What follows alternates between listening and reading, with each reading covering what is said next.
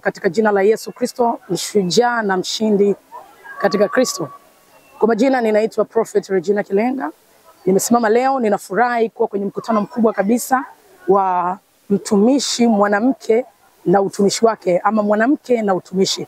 Nimepata vitu vingi katika kongamano hili ambalo limeandaliwa na mtumishi wa Mungu Mama Tupilike, ambaye ni mwenyekiti wa mitume na manabii sekta ya wanawake. Nashukuru kwa sababu nimejifunza vitu vingi. Waefeso 4:11 anasema ndiye aliyewaita wengine kuwa mitume, wengine kuwa manabii, wengine kuwa walimu, wengine kuwa wainjilisti na wengine kuwa wachungaji. Kwa hiyo nimepata elimu ya kwamba Mungu ndiye aliyetuita na akaweka vipawa ndani yetu kwa namna mbalimbali. Hivyo wanamke haukuzuii kuwa vile ambavyo Mungu amekuita.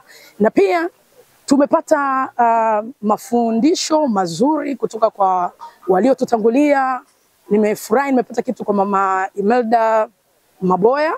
Amezungumza kwa habari ya utumishi ni nini na aina gani ya kustawi katika utumishi.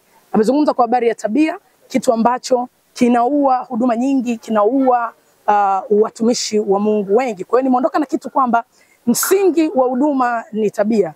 Lakini pia kuna vyanzo vya kuendesha hiyo huduma, ikiwa ni maombi pamoja na neno la Mungu. Kikubwa amesema tuwapende watu makanisani, kwa sababu unapowapenda watu ndipo unapomwakilisha Mungu wa kweli, ambaye Mungu ni upendo. Kwa hiyo kama mwanamke, kama mama katika huduma, ni lazima niwe mama kwa hao watoto ninaowalea, nikijua kwamba ndani yake ni kama garage ambayo wanakuja magari mabovu na wanatakiwa watengenezwe katika Kristo. Kwa hiyo kuna kuwachukulia, kuwapenda na uvumilivu pia. Hayo ndio mimi ambayo nimechukua, lakini zaidi sana nimefahamiana na watumishi wengine wanawake wengi kutoka maeneo mbalimbali, kutoka Arusha, kutoka mikoa mingine. Ninakushauri na wewe mwanamke ambaye unaweza ukatishwa na lile neno wanasema mwanamke hawezi kusimama madhabahu. Nataka nikwambie Mungu ndiye aliyekuita na unabii wako na ualimu wako na uinjilisti wako na kile kipawa ambacho Mungu ameweka ndani yako. Unaweza kuwa sio mtume, sio nabii, lakini Mungu ameweka uimbaji na wewe ni mwanamke. Nikutie moyo, simama. Tukupewa roho ya uoga,